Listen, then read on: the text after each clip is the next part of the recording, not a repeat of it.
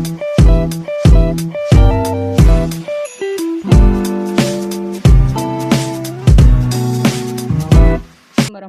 wabarakatuh. Waalaikumsalam warahmatullahi. Ya, selamat pagi Bapak Ibu sekalian yang terhormat. Senang sekali hari ini kita dikaruniai kesehatan dan waktu sehingga kita bisa berkumpul secara virtual dalam kesempatan yang sangat baik ini untuk mendiskusikan tentang perizinan produk-produk perlebahan khususnya ya. Sebelumnya saya ingin menyapa dulu beberapa bintang tamu kita hari ini. Yang pertama dari ibu-ibu dari Badan POM. Yang pertama Ibu Yunida selaku Direktur Standarisasi Pangan Olahan. Selamat pagi Bu Yunida. Selamat pagi Kemudian Bapak Ibu. Ibu Anisya selaku Direktur Registrasi Pangan Olahan. Selamat pagi Bu. Salam kenal Bapak Ibu semua. Iya, ada Ibu Yusra Egayanti sebagai Koordinator Kelompok Substansi Standarisasi Pangan Olahan. Ini panjang banget ya Bu, keperluan gizi khusus, klaim dan informasi. Bisa dibaca semua Mbak. Ya, Koordinator Kelompok Substansi Standarisasi Pangan Olahan gitu ya Bu ya. Iya, selamat pagi Bu Ega ya panggilannya ya, Bu Ega. Kemudian juga di sini ada bapak-bapak, ibu-ibu ketua dan pengurus API, segenap ketua APIDA Provinsi seluruh Indonesia. Selamat pagi Bapak Ibu sekalian. Semoga kita semua sudah semangat dan siap mengikuti diskusi hari ini ya. Seperti diketahui bahwa Asosiasi Perlebahan Indonesia itu terdiri dari berbagai kalangan dengan latar belakang yang berbeda, mulai dari peternak lebah, peminat lebah atau hobis, kemudian ada juga akademisi, ada peneliti, ada mahasiswa, banyak. Intinya semuanya tertarik dengan dunia perlebahan, mulai dari budidayanya, peternakannya, sampai produk, sampai pemanfaatan produknya. Nah, yang sekarang sedang banyak ramai ini kan, apalagi pada saat pandemi seperti ini nih Bu, banyak sekali produk-produk kesehatan yang dibutuhkan oleh masyarakat.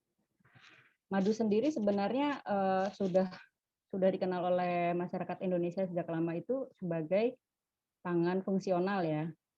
Artinya dia produk yang punya manfaat tambahan untuk kesehatan.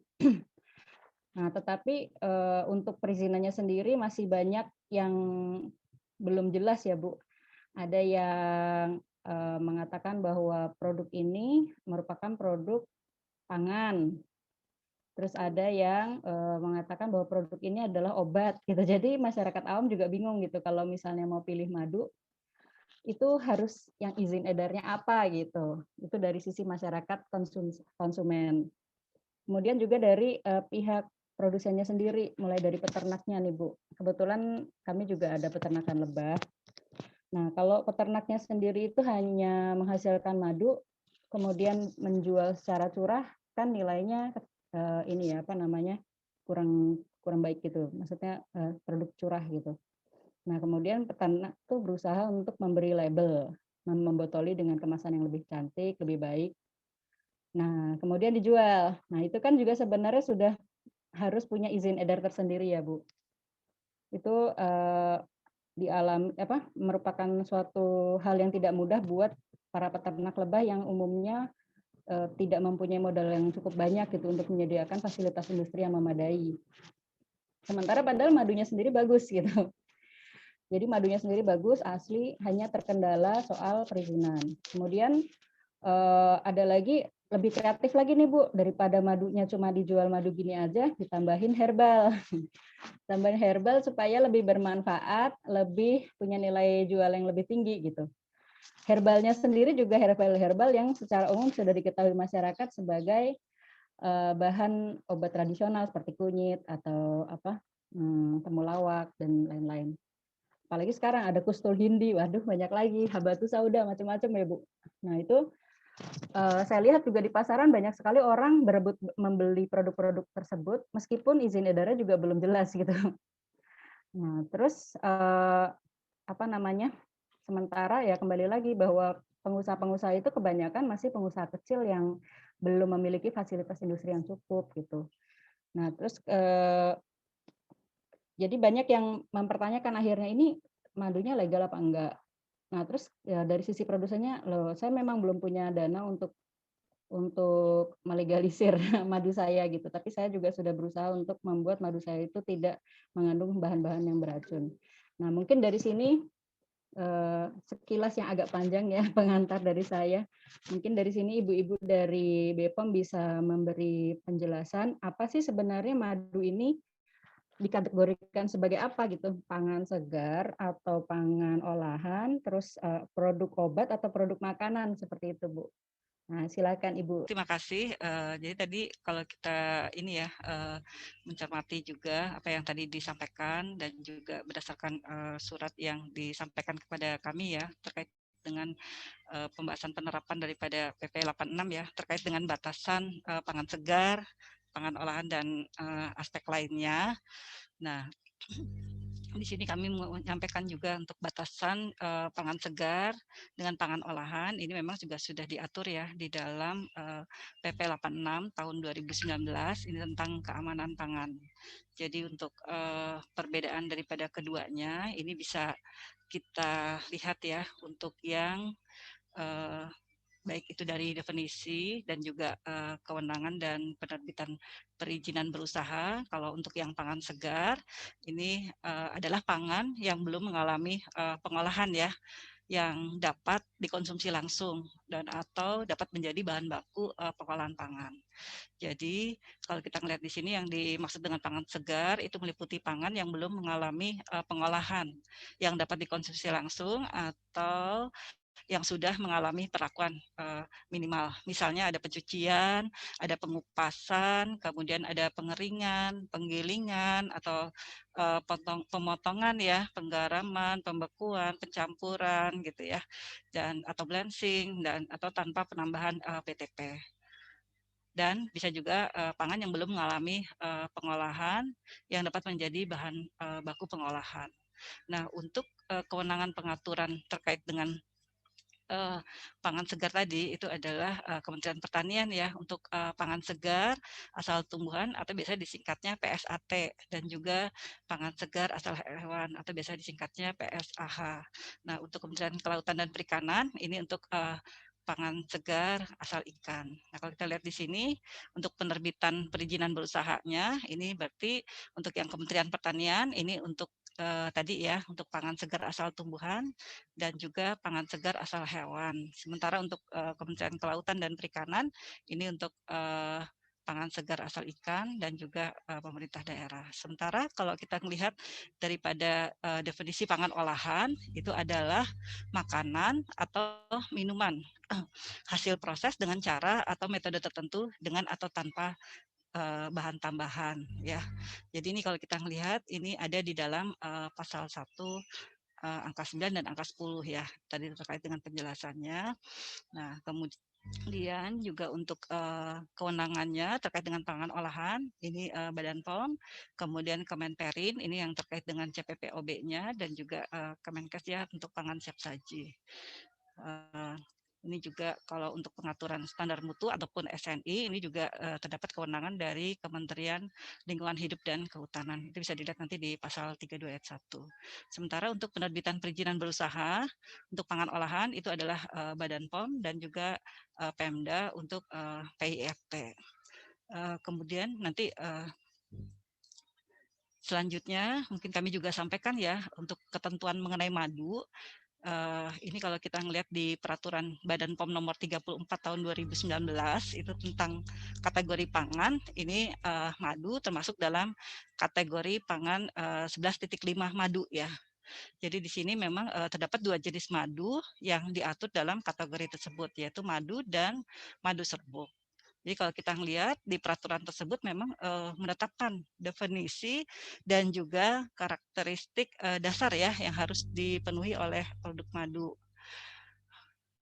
Jadi misalnya kalau untuk yang madu, itu definisinya adalah cairan alami yang umumnya mempunyai rasa manis yang dihasilkan oleh lebah madu, api spesies dari sari bunga tanaman atau floral nektar atau dari bagian tanaman lain atau ekstra floral ya. Jadi ini ada karakteristik dasarnya adalah kadar hidroksimetil furalnya tidak lebih dari 50 mg per kilogram dan juga aktivitas enzim diastase madu hutan dan madu lebah ini tanpa sengat tidak kurang dari 1 DN dan madu budidaya tidak kurang dari 3 DN. Sementara untuk yang madu serbuk ini adalah produk yang diperoleh dari proses pengeringan madu dengan atau tanpa penambahan bahan pangan lain.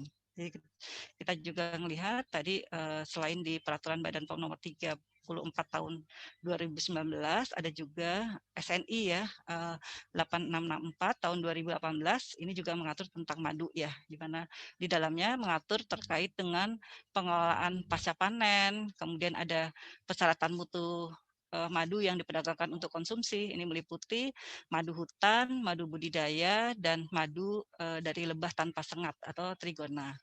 Jadi standar ini tidak mencakup madu formulasi atau madu yang ditambah bahan non madu, gitu ya.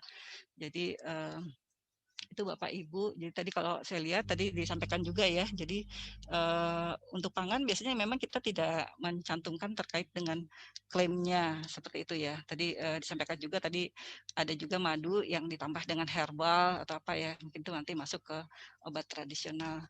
Mungkin itu yang bisa saya sampaikan ya. Kalau saya lihat di sini kan memang apa sih namanya untuk misalnya produk perlebahan ya seperti misalnya madu, kemudian ada bipolen atau royal jelly, ini dapat termasuk dalam pangan segar maupun pangan olahan ya sesuai dengan definisi dan batasan yang telah ditentukan. Contohnya misalnya kalau madu murni berarti dia masuk ke dalam pangan segar. Kemudian kalau madu yang ditambahkan bahan lain misalnya seperti BTP atau sari kurma atau bipolen atau royal jelly berarti dia termasuk dalam pangan olahan. Jadi Bapak Ibu sekalian, ketentuan terkait dengan pangan segar dan pangan olahan ini telah diterapkan ya, baik dalam penyusunan SPK, perizinan berusaha maupun juga pengawasan. Barangkali itu yang bisa saya sampaikan. Mungkin nanti ada tambahan dari Bu Aan ya. Kami persilakan Bu Aan dan Bu Ega. Silakan Bu Aan. Ya, baik. Terima kasih Bu Yunida. Assalamualaikum warahmatullahi wabarakatuh. Terima kasih Bapak Ibu sekalian. Salam kenal dari saya, Anissa. Saya mungkin menambahkan terkait proses registrasi ya Bu Yun sesuai dengan tupoksi. Saya Direktur Registrasi Pangan Olahan yang menangani proses registrasi produk sebelum diedarkan di masyarakat. Nah, terkait madu ini tadi Bu Yun itu sudah jelaskan bahwa di dalam PP peraturan pemerintah sudah dibagi kewenangan secara habis gitu ya, secara jelas tentang proses registrasi antar kementerian lembaga. Jadi untuk madu yang tadi dijelaskan Bu Yunida, madu murni yang saat ini sudah terbit peraturan Permentan nomor 12 2021. Memang ini masih hangat sekali nih. Jadi madu itu masuk kategori pangan segar asal hewan yang memang dalam proses pendaftarannya itu di Kementerian Pertanian. Dan untuk dasar referensi regulasi untuk proses penerbitan izin edar atau registrasinya di sana itu ada Permentan nomor 15 tahun 2021. Jadi nanti mungkin saya sharing di chat box ya. Dan itu memang baru banget terbit dan diundangkan tanggal 1 April 2021. Jadi saya juga sudah berkomunikasi dengan rekan-rekan di Kesmafet, Kementerian Pertanian, di sana akan segera diimplementasikan. Ini sejalan dengan implementasi Undang-Undang Cipta Kerja tentang perizinan berusaha. Jadi mereka sedang membangun aplikasi. Jadi madu murni itu akan didaftarkan di sana.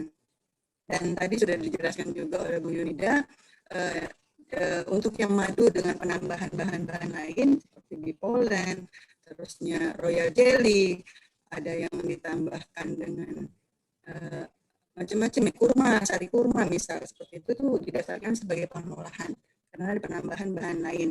Jadi yang dimaksud dengan pangan segar asal hewan itu memang murni dan pengolahannya minimal proses gitu ya yang lebih ke arah budidaya saja, sebatas budidaya. Tapi pada saat sudah ditambahkan dengan bahan-bahan lain, dikategorikan sebagai pangan olahan.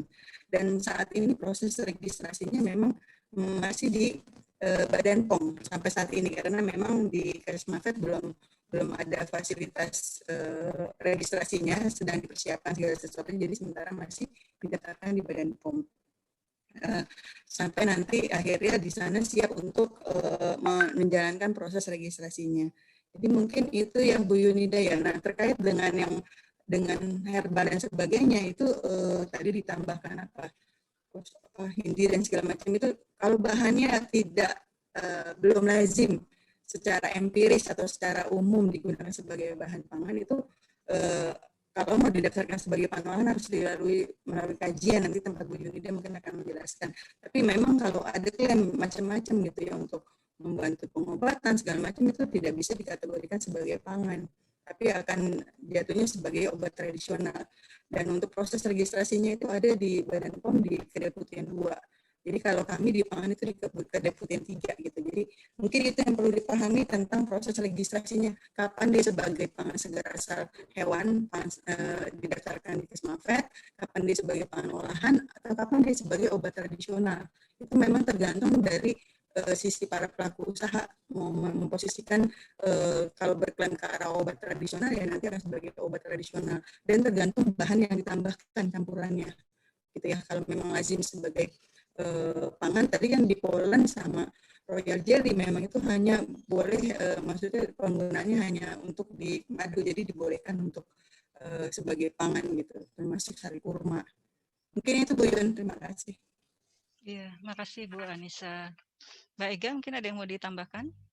Ya, makasih Bu. Mungkin saya ada tambahan sedikit. Mudah-mudahan tadi udah jelas ya Bapak Ibu semua terkait dengan kategorisasi madu. Mungkin saya tambahkan sedikit, dan madu ini juga bisa didaftarkan sebagai PIRT ya. Jadi bisa di Badan POM dan juga bisa di PIRT. Namun tentunya ketika misalnya ada klaim yang ingin diajukan, tentu harus di Badan POM kalau tadi masuk kategori pangan olahan ya, bukan pangan segar. Nah, banyak klaim yang bisa digunakan seperti diatur dalam peraturan asalkan telah memenuhi syarat. Ada klaim kandungan gizi misalnya, apakah di dalam madu tadi ada kandungan gizi tertentu yang ingin diklaim, sumber zat gizi tertentu, ada klaim manfaat terkait zat gizi tersebut, itu telah diatur di Peraturan Badan POM nomor 13 tahun 2016, itu bisa digunakan.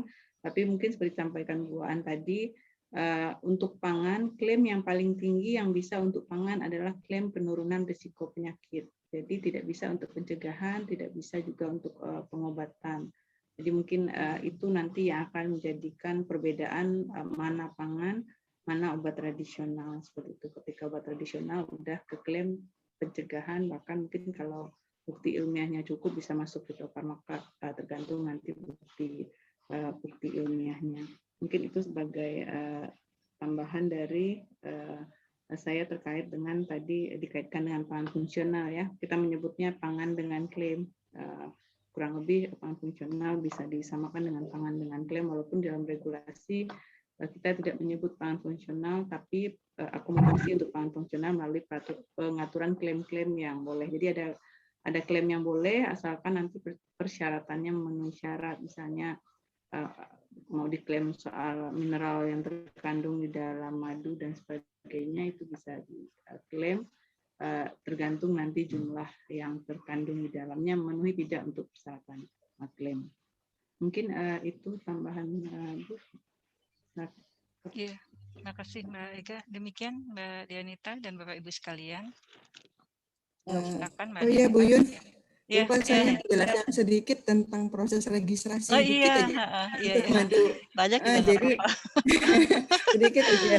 Tadi saya lupa menjelaskan. Jadi Bapak Ibu sekalian, untuk madu saat ini kan memang masih proses registrasinya di Badan POM, karena memang sejak dahulu kala itu memang madu posisi daftarnya di Badan POM, karena memang kementerian lain belum ready untuk perangkatnya gitu ya, dan memang aturannya di PP juga secara jelas diaturnya di PP itu, dan mereka baru beranjak untuk mempersiapkan segala sesuatunya kementerian lain. Nah, untuk saat ini kalau mau Bapak Ibu mau mendaftarkan di Badan POM, madu itu masuk kategori resiko rendah dalam proses penilaiannya, sehingga prosesnya dilakukan secara notif, jadi tanpa hasil analisa. Tapi ya sebagai informasi bahwa walaupun tanpa hasil analisa tetap harus ada penjaminan mutu dari Bapak Ibu sekalian. Tapi dalam proses registrasinya kami tidak mempersyaratkan hasil analisa. Jadi memang masuk kategori resiko rendah. Pendaftarannya hanya dilakukan penilaian label gitu, notifikasi setelah bayar itu 5 hari kerja. Dan sebelumnya ada proses audit dulu dari balai setempat. Jadi misalkan Bapak Ibu ada di posisi lokasinya di Bandung, nanti akan diaudit sarana produksinya oleh Balai Besar POM di Bandung untuk dilihat pemenuhan aspek cara produksi pengolahan yang baik gitu ya. Terus juga nanti proses pendaftaran yang perlu dipersiapkan itu adalah NPWP sama izin usaha. Kalau masuk kategori mikro kecil, IUMK berupa izin usaha mikro kecil atau surat keterangan domisili usaha. Ini yang saat ini masih berjalan seperti itu di tempat kami. Nanti kan ke depan akan beralih ya di Kesmafet tadi, baik itu kalau untuk madu ya, baik itu sebagai selama ini mungkin didaftarkan PIRT atau MD, nanti akan didaftarkannya sebagai PHD, kalau di sana istilahnya PHD, pangan asal hewan dalam negeri gitu. Bu Yunida, saya tambahan sedikit. Bu Anissa, ya silakan Mbak. Bu Anissa, ya silakan Mbak. Ya, mungkin ada tambahan sedikit. Mungkin Bapak Ibu juga mungkin banyak madu murni yang mungkin daftarkan nanti di Kementan, yang tentunya pastinya ada keinginan untuk diklaim. Nah, memang untuk pangan segar sendiri mereka belum ada aturan klaim, tapi belajar dari pangan segar asal tumbuhan, walaupun ini unit yang menangani beda di Kementan. Jadi kalau pangan segar asal tumbuhan itu di Badan Ketahanan Pangan, kalau yang ini tadi di Kesmafet. Tapi teman-teman Kementan itu kemudian menjadikan regulasi Badan POM sebagai benchmark, dan kita diajak untuk diskusi untuk mereka menyiapkan regulasi. Maksud saya ketika misalnya pangan segar ingin ada klaim dan sebagainya, mungkin peraturan Badan POM tentang klaim tadi bisa dipelajari terlebih dahulu sampai nanti mungkin Kementan punya aturan sendiri terkait dengan klaim-klaim pangan segar, karena tadi seperti Bu Yunida sampaikan kewenangan pengaturan untuk pangan segar itu ada di Kementerian Pertanian. Mungkin saya tambahkan sedikit juga, mungkin produk juga tidak hanya beririsan dengan obat tradisional, tapi mungkin juga dengan suplemen ya, seperti produk Royal Jelly dan sebagainya, suplemen kesehatan. Mungkin ada produk-produk yang mungkin nanti kita ragu ini masuk pangan atau suplemen. Saya tambahkan sedikit bahwasanya intinya pangan itu adalah mempunyai karakteristik sensori sebagai pangan, dari sisi jumlah yang dikonsumsi, rasa dan sebagainya. Ketika misalnya yang dikonsumsi itu dalam jumlah sangat sedikit, artinya rasanya juga mungkin tidak seperti cita rasa makanan dan sebagainya. Nah, mungkin bentuknya misalnya kapsul, tablet, dan ataupun misalnya bubuk itu juga sangat kecil, biasanya itu masuk dalam suplemen kesehatan. Karena serving size, takaran saji, karakteristik sensori itu kita anggap sebagai salah satu kriteria masuk kepada pangan, termasuk jumlah yang dikonsumsi, rasa, dan juga tidak ada dosis kalau untuk pangan, kurang lebih seperti itu. Sementara kalau untuk suplemen kesehatan, OT, itu ada dosis, kemudian juga dari sisi rasa, cita rasa, dan sebagainya tidak perlu diperhatikan. Sementara pangan itu merupakan suatu hal yang perlu, karena ketika kita mengkonsumsi makanan, berarti harus tidak hanya soal pemenuhan gizi, tapi juga harus enak. Gitu. Mungkin itu tambahan sedikit. Ya, terima kasih Mbak Ega dan juga Bu Anissa ya. Mungkin dikembalikan lagi kepada Mbak Dianita ya. Silakan Mbak. Baik, terima kasih Bu Yunida, Bu Anissa, dan Bu Ega atas penjelasannya. Sebelum saya lempar ke Bapak Ibu untuk bertanya, saya boleh tanya dulu Bu. Jadi tadi penjelasannya bahwa madu itu kan bisa dikategorikan sebagai produk segar maupun produk olahan ya. Apabila dia berdiri sendiri sebagai madu murni, maka dia bisa dikategorikan sebagai produk segar. Nah, tetapi produk lebah sendiri kan bukan cuma madu ya, Bu. Seperti yang saya pernah tahu tuh kalau bee pollen, di luar negeri itu orang suka pakai bee pollen sebagai taburan oatmeal gitu ya, atau taburan yogurt gitu. Jadi kalau nggak salah nih, di sana mereka kategorikan bee pollen sebagai makanan gitu. Nah, sedangkan tadi sempat tercetus bahwa bee pollen dan royal jelly termasuk bahan pangan lain yang kalau ditambahkan pada madu, maka itu akan menjadi produk pangan olahan atau produk obat ya, apa istilahnya, bahan bahan pangan obat tradisional gitu ya Bu ya. Nah, satu lagi propolis. Nah, kalau propolis sendiri mungkin memang bukan, kalau dikategorikan makanan mungkin nggak bisa juga ya, karena propolis kan rasanya nggak seperti kayak kita bisa buat snack gitu kan, pahit gitu. Itu bisa saya pahami. Cuman kalau kayak bee pollen itu bagaimana Bu? Kemudian juga soal biayanya itu bisa diakses di mana kalau misalnya teman-teman ingin mengetahuinya, sama sarana produksi yang harus dilengkapi oleh teman-teman yang ingin mengurus perizinan produknya gitu. Mungkin itu dulu Bu dari saya.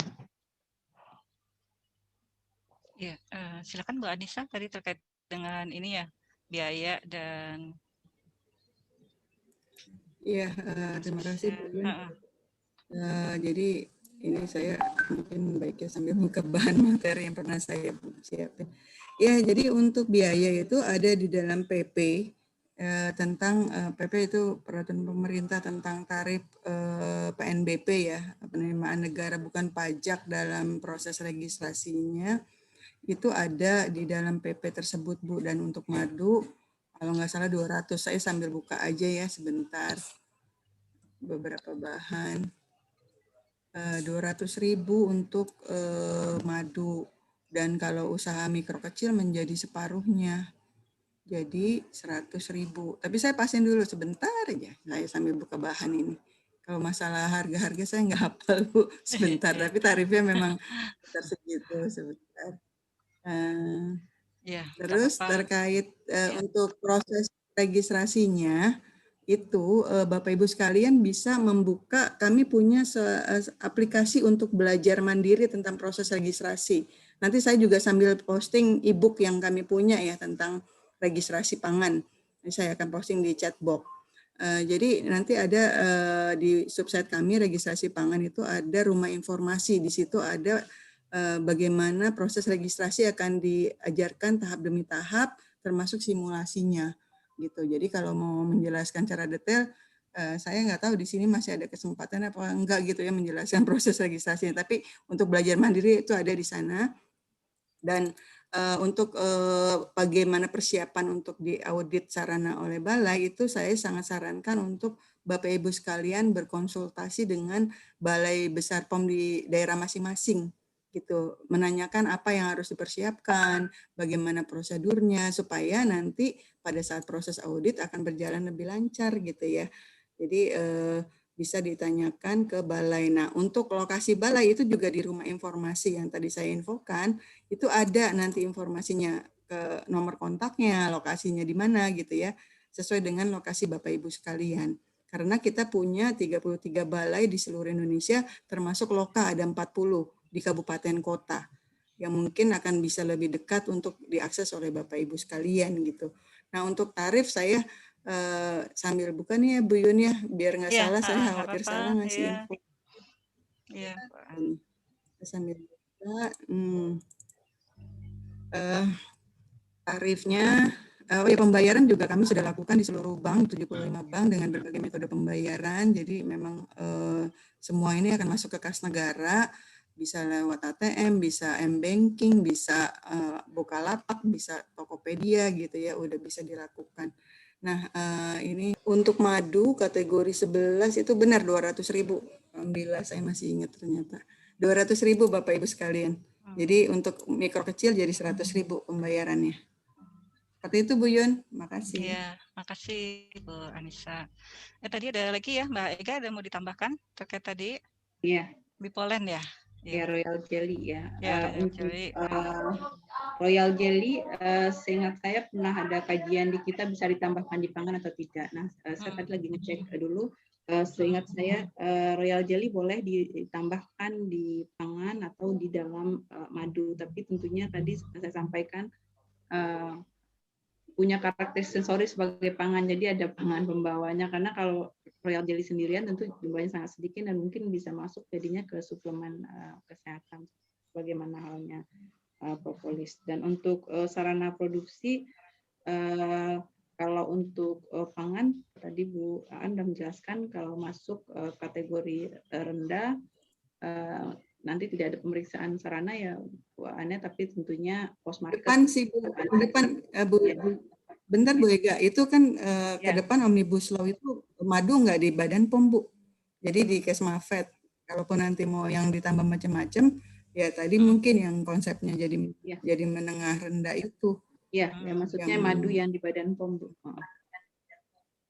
Ya, nanti ke depannya tidak ada, karena masuk ke menengah rendah, jadi tidak ada pemeriksaan sarana, tapi tetap harus menerapkan hygiene sanitasi GMP secara umum, karena nanti tetap ada post market control jika diperlukan untuk sarana.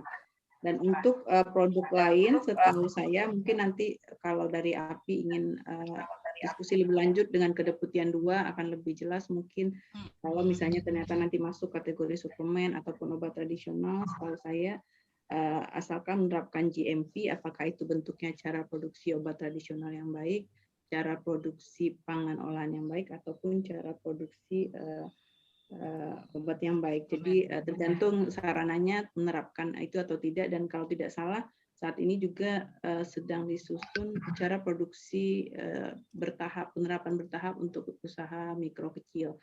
Tapi mungkin untuk detailnya nanti mungkin bisa diskusi lebih lanjut dengan Kedeputian 2 terkait penerapan cara produksi yang baik yang bertahap untuk usaha mikro kecil. Mungkin itu tambahan. Terima kasih Bu Ega, Bu Yunida, dan Bu Anisya. Selanjutnya kita buka pertanyaan ya buat Bapak Ibu di sini yang ingin bertanya secara langsung. Boleh raise hand, boleh melalui chat. Ada yang ingin tanya? Ini sementara saya buka chat dulu ya. Ada beberapa yang tanya lewat chat. Dari Pak Hadi Prasetyo, Kabupaten Kutai Timur. Kesmafet masuk instansi mana ya? Masuk Kementan Bu. Oh, ya. Kementerian Pertanian. Itu bisa diakses per daerah ada ya Bu ya?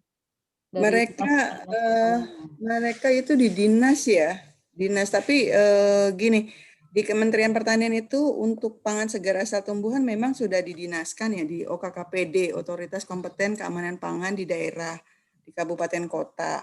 Tapi kalau untuk yang PSAH ini, pangan segar asal hewan, sepemahaman saya itu akan terpusat di kantor pusat gitu. Jadi masih di Kementerian Pertanian, dalam hal ini Kesmafet. Itu Bu. Jadi kalau ini seperti Pak Hadi ini di Kalimantan ya, itu berarti harus ke pusat ya Bu? Ini untuk prosesnya mereka sedang dalam pembangunan Bu, jadi kami pun juga belum terpapar. Tadi sempat WA-WA-an sama mereka bahwa mereka sedang membangun aplikasinya, diharapkan tahun ini berjalan karena mereka kan juga dikejar untuk implementasi Undang-Undang Cipta Kerja ya Bu ya, yang tadi saya sudah posting di chatbox permentannya.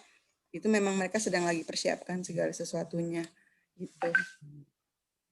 Tapi mungkin sebagai langkah awal bisa ditanyakan juga di Dinas Pertanian setempat ya untuk diskusi. Kan mereka walaupun instansinya bentuknya bukan vertikal seperti Badan POM, tapi mereka pasti ada komunikasi intens juga dengan pusat gitu.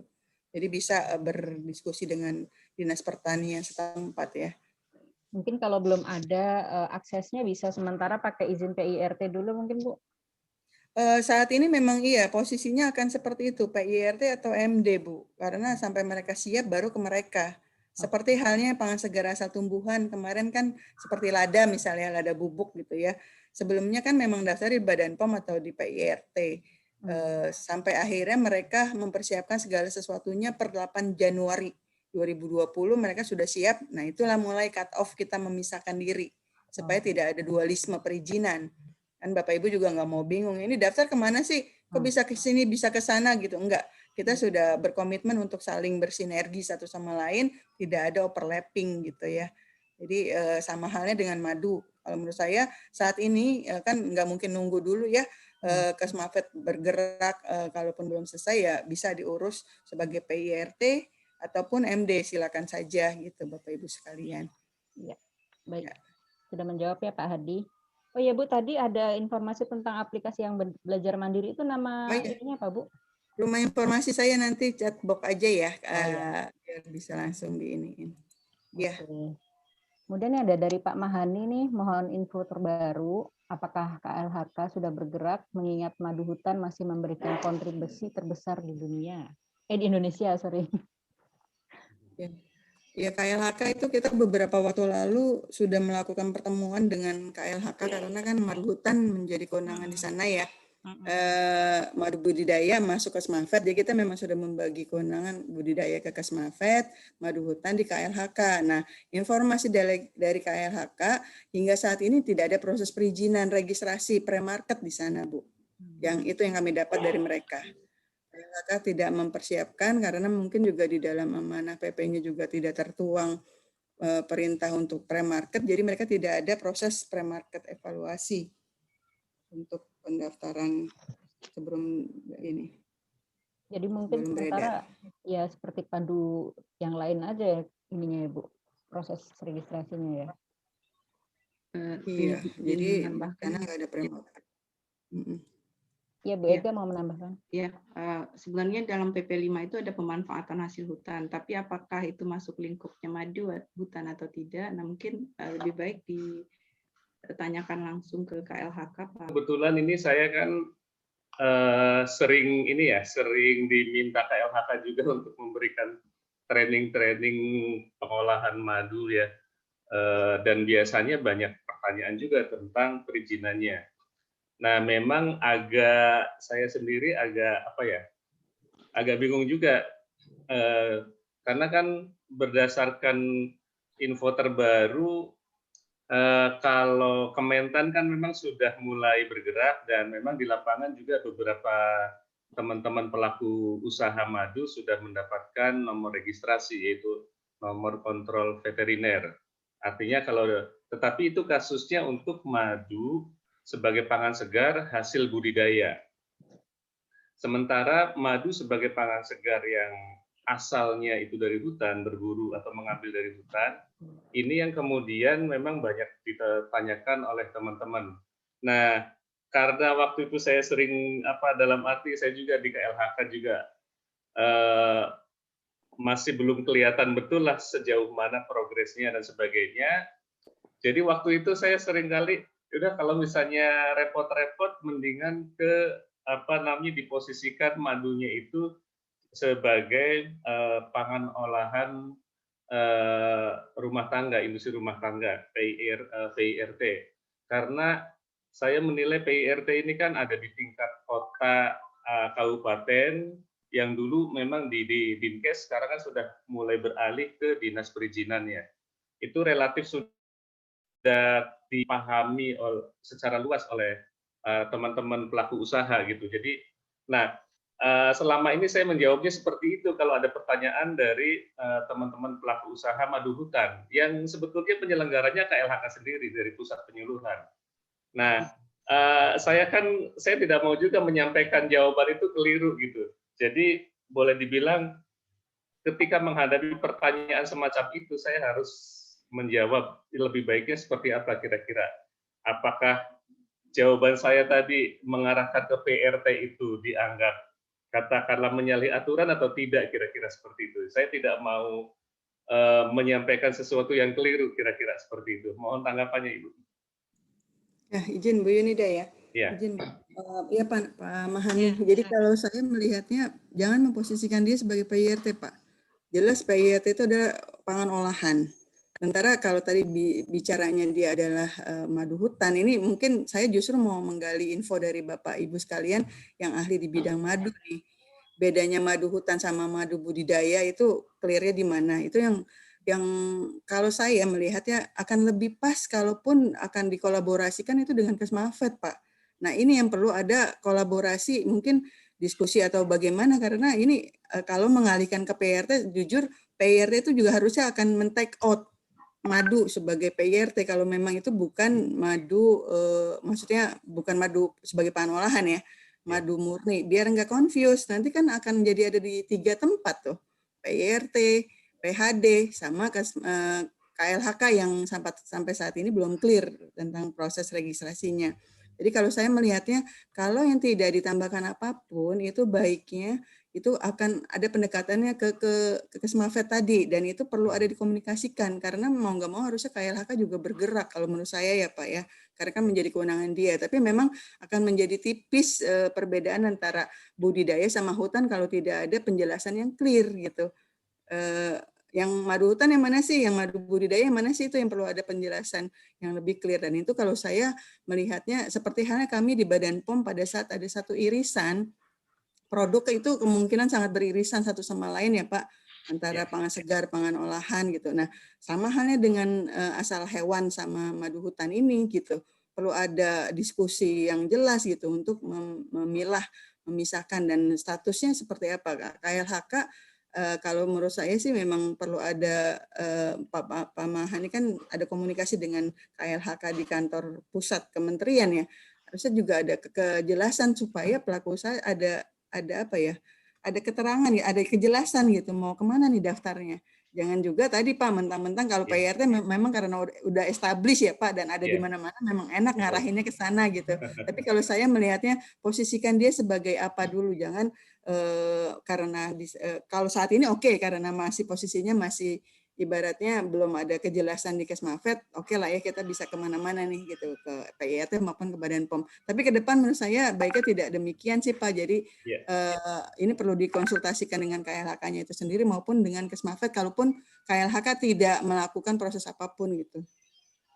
Memang infonya memang tidak ada proses registrasi gitu yang disampaikan mereka. Sedikit Bu, dan kalau dilihat ke PP 86, Kementerian Kehutanan itu disebut dalam penetapan standar persyaratan untuk pangan segar, di mana yang dimaksud di situ adalah produk-produk kehutanan termasuk madu. Jadi kalau dilihat dari situ, memang untuk penetapan regulasi, standar, dan sebagainya itu kewenangannya Kementerian Kehutanan. Tapi untuk perizinan tidak disebut di dalam PP juga. Nah mungkin nanti pada saat diskusi nanti jelas bahwasanya karena ini budidaya dan lebih dekat ke pangan segar, biar Kesmafetnya juga terinfo bahwasanya dia juga harus akomodasi pendaftaran madu segar baik yang budidaya maupun madu hutan. Karena kalau dilihat dari kewenangan, kalau kita berkaca ke PP 86 Undang-Undang Pangan itu tidak ada perizinan yang dikeluarkan ke Kementerian Kehutanan, kecuali apakah ada regulasi lain terkait dengan kehutanan dan sebagainya yang kita tidak paham. Tapi kalau kita lihat di PP 5 sebagai itu udah kumpulan semua perizinan, tidak kelihatan ada perizinan di terkait madu di kehutanan, supaya ini jelas kemana nanti. Beberapa pertanyaan lagi. Ini ada dari anonimus, dari nggak tahu Bapak atau Ibu siapa. Mohon informasi standarisasi GMP seperti apa? Itu sudah ada di rumah itu tadi ya Bu, rumah informasi ya? Jadi untuk GMP itu tidak ada Bu, kami hanya proses registrasi. Jadi ini untuk tentang cara GMP itu baiknya ditanyakan ke balai setempat. Nanti alamat balai-balainya ada di pojok kanan atas di rumah informasi itu. Nanti akan dijelaskan detail Bu, kalau GMP itu kan cukup banyak aspek yang harus diperhatikan ya, mulai dari penyimpanan bahan baku sampai produk jadi, terus layoutnya bagaimana, sebagaimana, dan seterusnya. Cukup banyak itu. Itu bisa ditanyakan di dinas-dinas masing-masing daerah. Di balai. Di balai ya. Di balai POM di provinsi atau loka di kabupaten kota. Nanti ada di listingnya itu Bu. Di tiap provinsi kami ada balai. Ini juga dari Madu Anum Samarinda. Dianita. Oh iya, terkait cara produksi tadi sebagai gambaran umum nanti bisa dilihat di Peraturan Menteri Perindustrian 75 tahun 2010. Cara produksi pangan olahan yang baik, di situ aspek-aspeknya ada di situ, mulai dari hygiene, personal, bangunan, kemudian pencatatan dan sebagainya. Aspek-aspeknya ada di situ sebagai bahan bacaan terkait dengan cara produksi yang baik. Nanti saya share di chat ini nomor peraturannya. Baik. Ini Madu Anom dari Samarinda juga menanggapi soal pertemuan antar pihak terkait. Ini juga jadi isu yang belum ada solusinya mengenai keaslian madu. Karena banyak peternak lebah atau pemburu madu hutan ini merasa resah mengingat banyaknya madu yang beredar di pasaran itu diklaim madu asli gitu, padahal banyak juga pedagang yang tidak tahu sumber madunya itu dari mana gitu, dan belum ada alat yang mudah serta praktis terjangkau untuk cepat bisa membuktikan keaslian madu tersebut gitu. Nah, ini PR juga ya buat kita, nggak bisa dibahas hari ini sepertinya. Tapi mungkin ada yang mau menanggapi, Bapak Ibu. Hari ini saya banyak pertanyaan tentang keaslian madu. Sebetulnya kalau untuk menguji keaslian madu agak sulit ya secara teknologi, karena sifat madu dengan gula itu kan bedanya sangat tipis sekali. Dan kemudian komponen-komponen pembeda madu yang sangat sedikit tersebut juga sifatnya labil, mudah rusak. Sehingga ketika pembeda madu yang sangat sedikit tersebut kemudian rusak, maka madu tersebut itu kalau dideteksi sama dengan gula. Itu yang membuat uji keaslian madu itu sulit sekali. Sebetulnya banyak sih upaya-upaya untuk teknologi dikembangkan untuk bisa menjadi acuan uji keaslian madu, misalnya katakanlah dengan FTIR, kemudian dengan menunjukkan penanda misalnya prolin dan sebagainya, tapi itu sulit sekali. Misalnya prolin kan sebetulnya bisa kita dapatkan dari luar, kita tambahkan ke dalam katakanlah madu sintetik, ada prolinnya, nanti kalau uji prolin terdeteksi sebagai asli nantinya. Atau misalnya FTIR dengan memanfaatkan sifat material. Kan kalau kita materialnya, komposisi gulanya kita buat sedemikian rupa, ya, ditambahkan katakanlah asam organik dan sebagainya, mirip persis dengan madu, nanti citra yang dihasilkan yang dihasilkan oleh FTIR juga gelombangnya hampir sama. Dan madu itu sendiri sebetulnya kan sangat beragam. Jadi tidak hanya ada satu jenis madu, dan madu itu bervariasi, berubah berdasarkan musim, kemudian macam-macam banyak faktor yang mempengaruhinya. Jadi memang sangat-sangat sulit sekali. Jadi kalau saya sendiri sampai saat ini menganggap bahwa kalau kita ingin memastikan madu itu asli dan murni ya, asli murni, itu harus dua, ya, pengujian validitas dan kemudian pengujian trasabilitasnya secara paralel dijalankan. Nah, tapi sebetulnya kalau saya sendiri pribadi, daripada kita bingung mempersoalkan keaslian madu, sebetulnya kan begini. Yang penting kalau misalnya kita sebagai pelaku usaha, kalau misalnya mendapatkan ada indikasi pelaku usaha yang katakanlah melakukan kecurangan, kita bantu pihak berwenang dengan melaporkan gitu. Nah, itu akan lebih mudah gitu. Maksudnya akan bisa mereduksi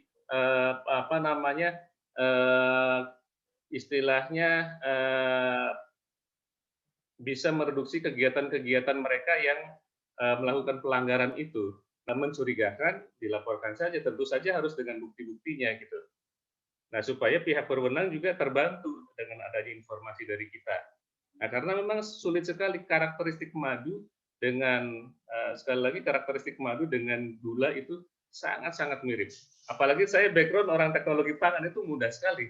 Dan memang secara aturan juga madu sintetik juga kan dibolehkan, dan ada madu sintetik kan beredar juga di pasaran, yang karena memang komposisinya juga jelas gitu. Nah, yang jadi masalah kan sebetulnya madu murni, madu istilahnya apa ya? Magnet madu murni kan sangat kuat, sangat luar biasa.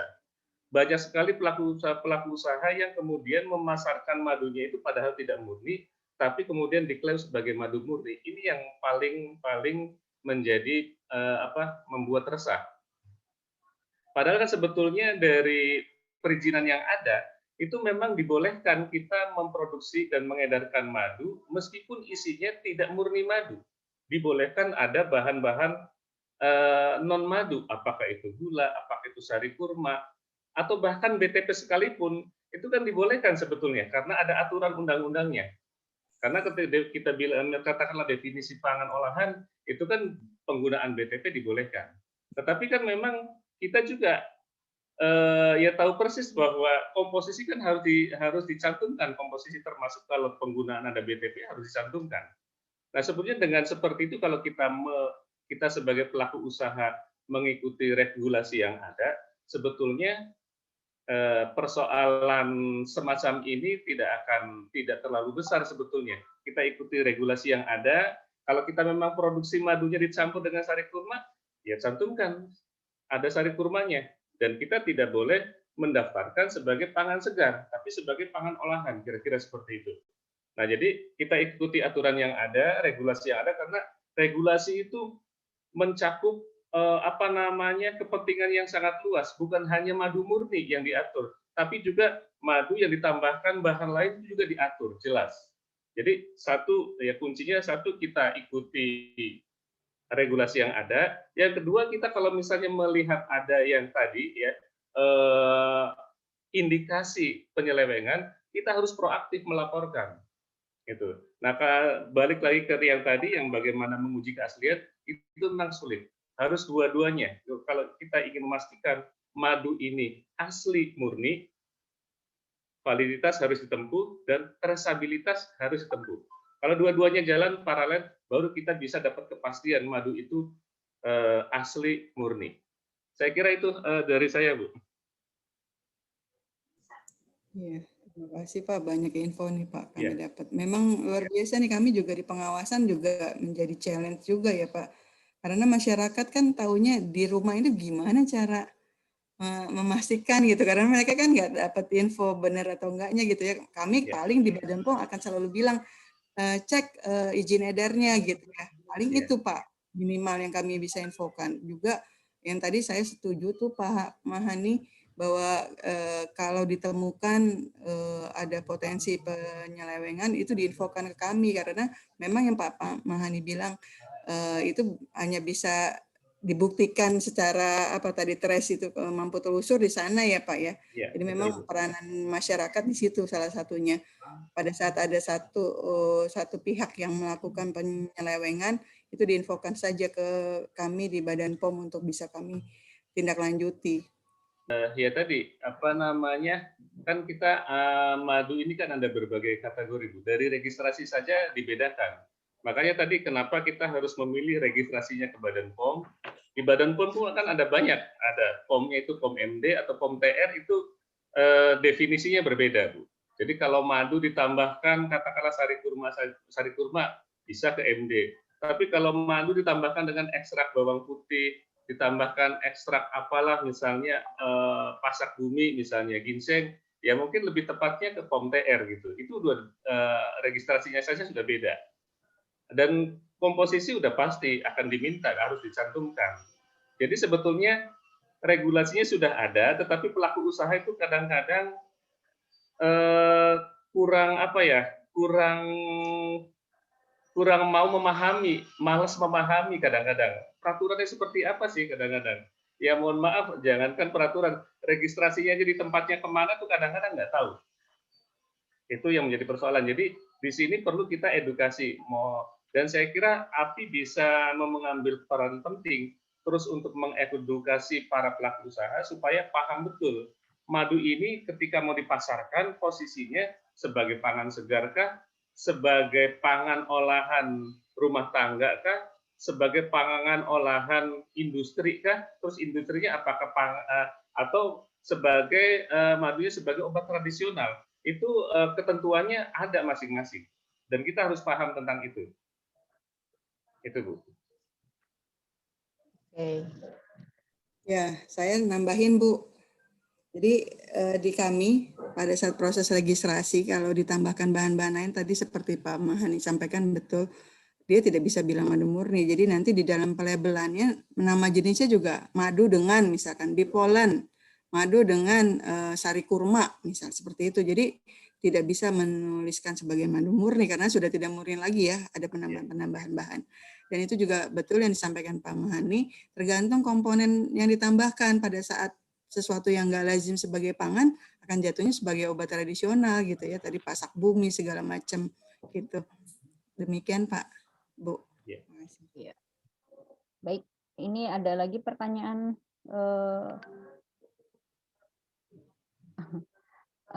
Pernahkah ada produsen madu khusus madu putih mengajukan BPOM? Dari Kosiratut,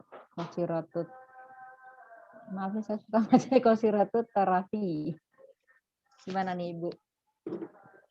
Madu putih ini banyak yang beredar ya Bu, madu putih, madu hitam. Madu hitam juga banyak yang pakai herbal macam-macam, tapi dia klaimnya madu murni. Nah seperti itu tadi tuh. Jadi mungkin kedisiplinan produsennya sendiri ya untuk mencantumkan labelnya. Saya mau tanya dulu sama para ahli madu nih yang hadir kan para ahli madu. Sebenarnya apa sih pembeda madu putih, madu hitam, madu pahit, madu apalah. Mohon pencerahannya nih mumpung ada di forum ini. Terima kasih. Pak Mahani mungkin bisa menjelaskan. Iya. Mungkin ada yang mau menyampaikan dulu apa itu yang madu putih? Seperti tadi penjelasannya Pak Mahani, madu itu banyak sekali jenisnya, Bu. Sebenarnya kan madu sendiri kan definisinya cairan yang dihasilkan oleh lebah setelah mereka menghisap nektar dari tanaman. Nah, tanamannya sendiri kan lain-lain ya. Dan setiap tanaman itu mempunyai karakter nektar yang berbeda-beda juga gitu. Jadi madu, misalnya dari madu akasia. Akasia ada 2 macam lagi, akasia mangium, akasia crassicarpa. Akasia mangium hasilnya madunya warnanya kemerahan. Akasia crassicarpa madunya warnanya kehitaman. Nanti ada lagi madu pelawan, rasanya pahit. Nah, itu tergantung nektar yang dihisap sama si lebah itu. Kemudian sekarang banyak beredar itu madu hitam, tapi ditambah herbal. Nah, itu bikin bingung juga sebenarnya untuk masyarakat awam, karena madu hitam juga seperti yang tadi saya katakan dari Akasia crassicarpa itu tidak pahit. Padahal di pasaran banyak yang beredar madu hitam pahit karena ditambah jamu kait-kaitan gitu. Nah, ini mungkin orang BPOM-nya juga jadi bingung ya Pak Mahani. Definisi madunya tidak baku gitu. Yeah. Ada lagi madu putih. Madu putih itu dulu banyak dihasilkan dari daerah timur ya, dari Nusa Tenggara Timur kalau nggak salah. Tapi sekarang tanamannya juga sudah berkurang untuk memproduksi madu putih ini. Sementara madu putih banyak beredar di pasaran. Nah, itu saya juga bingung. Gimana teman?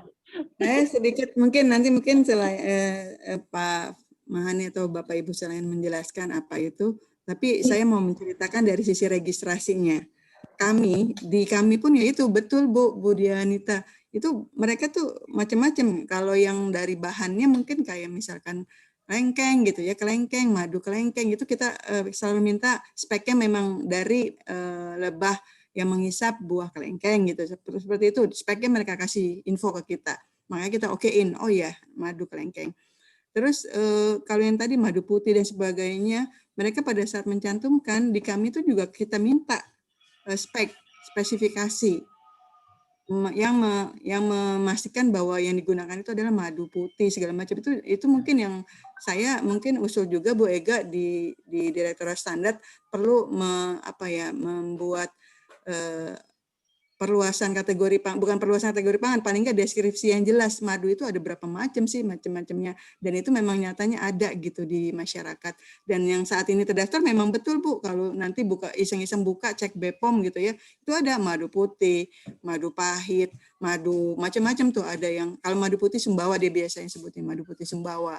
Terus semua yang asalnya dari bahan, misalkan madu habatus sauda juga ada, bukan nambahin bahan habatus sauda, tapi lebahnya itu menghisap dari pohon habatus sauda, seperti itu. Jadi memang luar biasa yang terdaftar itu variasinya. Ya, nanti kita diskusikan untuk jenis-jenis madu, perlu sub-sub kategori lagi sepertinya. nanti kita undang ahlinya. Mungkin nanti Pak Mahani ya Pak, kita diskusikan, mungkin ada ahli yang lain. Siap. Kemudian ada yang tanya juga Ibu, ini banyak ya lebah yang diberi pakan sirup gula, kemudian kadar sukrosanya sangat tinggi, dan itu kabarnya merupakan jenis madu yang paling banyak beredar di pasaran dan di marketplace. Nah, saya nggak tahu nih datanya dari mana, yang jelas ini isu yang beredar. Sebenarnya juga bukan cuma madu impor, di lokal pun karena sekarang itu kondisi di alam kita kan sudah banyak yang berubah ya, dari tanaman yang tadinya bisa dimanfaatkan untuk budidaya lebah diubah menjadi tanaman industri yang lebih ekonomis gitu, punya nilai ekonomi yang lebih tinggi gitu. Sehingga efeknya adalah nektarnya sendiri, si lebah sendiri kekurangan bahan pakan untuk menghasilkan madu. Nah, karena kebutuhan konsumen atau kebutuhan industri itu tinggi akan madu, sehingga banyak peternak lebah yang nakal menambahkan sirup gula untuk meningkatkan volume madu yang dihasilkan gitu Bu. Nah itu, ini ada yang tanya apakah itu termasuk madu murni? Karena seharusnya madu dibuat dari nektar bunga atau nektar tanaman, sedangkan yang ini lebahnya menghasilkan madu dari sirup gitu. Iya. Izin menjawab Bu, karena kebetulan saya Ya, tim konseptor SNI Madu yang tahun terakhir 2018 ya.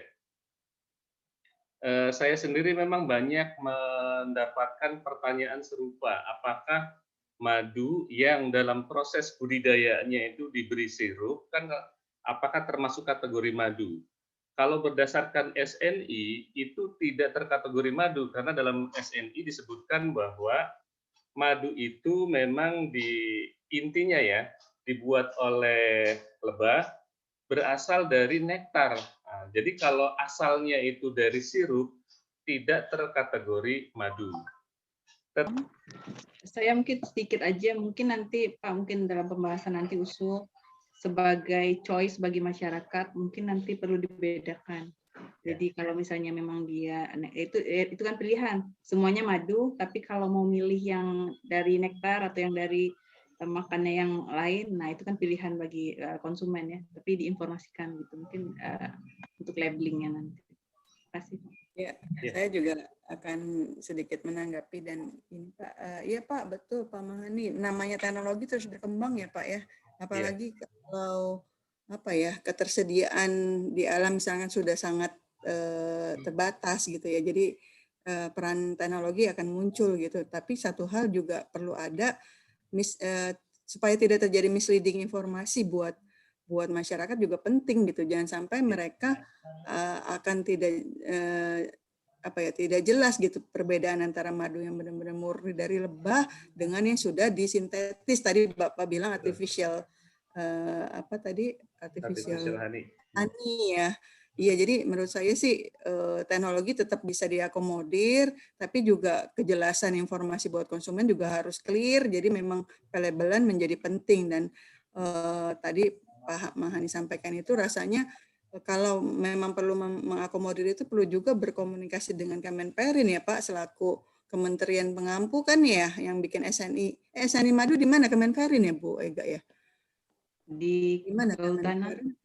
Kehutanan, KLHK ya. Tapi kan rasanya kalau yang sudah di penyirupan itu nggak mungkin diakomodir sama mereka. Akhirnya jatuhnya teknologi industri gitu kan. Dan ini memang perlu ada koordinasi antar kementerian gitu ya. Dalam hal ini mungkin Kemenperin kah atau Kementan gitu ya, madu, karena tadi saya coba baca-baca peraturan permentannya memang KBLI tentang madu itu masuk di Kementan, tapi tidak menutup kemungkinan juga masuk di Kemenperin gitu. Jadi memang perlu ada kolaborasi pembahasan antar kementerian gitu, menindaklanjuti apa yang disampaikan Pak Mahani. Terima kasih. Baik, terima kasih penjelasannya Pak Mahani. Ya, ini akan menjadi diskusi lagi nanti, karena seperti yang tadi diungkapkan oleh Bu Anisya, ini menjadi pilihan bagi masyarakat gitu, mau pilih madu sebagai bahan makanan, kayak kita mau bikin kue kan pakai gula juga ya, jadi nggak ada masalah sebenarnya, cuman supaya fair buat semua pihak, yaitu tadi pelabelan itu penting gitu. Seperti kita mau pilih keju, kan ada keju yang murah ya, tulisannya proses cheese gitu kan. Ada lagi keju yang mahal, natural cheese, itu pasti udah beda di proses pembuatannya, makanya yang satu lebih mahal, yang satu bisa murah gitu. Sama halnya seperti madu. Madu yang benar-benar dari tanaman itu sulit, bukan main gitu. Kita yang peternak lebah yang memang mengusahakan dari tanaman benar, itu kadang-kadang sering gagal panen gitu kalau lagi musim kayak gini. Versus dengan teman-teman yang hanya dengan sirup langsung bisa dapat tontonan gitu. Pasti harganya harus beda. Pertama dari segi harga untuk menjadi keadilan bagi pelaku peternaknya, kemudian juga menjadi adil bagi konsumennya, karena bisa jadi mereka mengharapkan semua komponen secara api-terapi ya Pak, komposisi madu yang dari tanaman kemungkinan besar sih kalau saya pikir ya, karena itu kan kalau dari tanaman ada flavonoidnya gitu kan, dibandingkan dengan madu yang hanya sirupan murni 100% gitu, flavonoidnya pasti beda. Nah itu jadi perlu ada edukasi, perlu ada informasi, labeling yang jelas supaya fair bagi semua pihak gitu. Bagi yang ingin mendapatkan yang harga murah ya oke, kita pakai artificial honey aja gitu. Toh yang diperlukan manisnya aja kan, bukan khasiatnya gitu. Jadi nanti akan menjadi pembahasan lebih lanjut, insya Allah mudah-mudahan bisa menjadi titik temu dan tidak hanya sekedar diskusi yang tidak berujung ya Pak Mahani ya. Iya. Nah, baik, ini memang menarik sekali dan sepertinya masih banyak Bapak Ibu yang ingin bertanya, tapi apa boleh buat, kita tidak bisa memperpanjang lagi karena jam 10 nanti sudah ada diskusi berikutnya. Jadi kita simpulkan sedikit ya Bapak Ibu tentang pembahasan kita hari ini, bahwa pemerintah sudah berusaha untuk menertibkan peredaran produk-produk pangan dan obat yang yang ingin kita konsumsi untuk membantu konsumen juga produsen, melindungi kita semua supaya apa yang kita konsumsi itu hanya produk-produk yang baik. Nah, kita sebagai pelaku usahanya juga perlu untuk berusaha mengikuti peraturan-peraturan yang sudah ditetapkan oleh pemerintah, dan sebagai juga pihak yang terkait dalam hal perlebahan terutama, kita juga berusaha untuk menemukan menemukan titik temu supaya bisa melakukan usaha yang baik, yang bermanfaat bagi banyak orang, dan juga menjadi berkah ya, jadi tidak sekedar menghasilkan keuntungan sesaat gitu. Ya, jadi kita berterima kasih kepada pihak-pihak dari Badan POM yang sudah memberikan pencerahan hari ini. Adapun hal-hal yang belum bisa diselesaikan atau belum bisa dibahas hari ini akan menjadi pembahasan kita di hari berikutnya. Semoga bermanfaat buat Bapak Ibu sekalian, buat kita semua. Mohon maaf ya, kita harus, ini masih banyak yang bertanya-tanya, tapi kita harus akhiri pertemuan kita hari ini. Sekali lagi saya mengucapkan terima kasih banyak kepada Ibu Yunida, Ibu Anisya, dan Ibu Ega dari Badan POM, juga kepada Bapak Ibu API semuanya.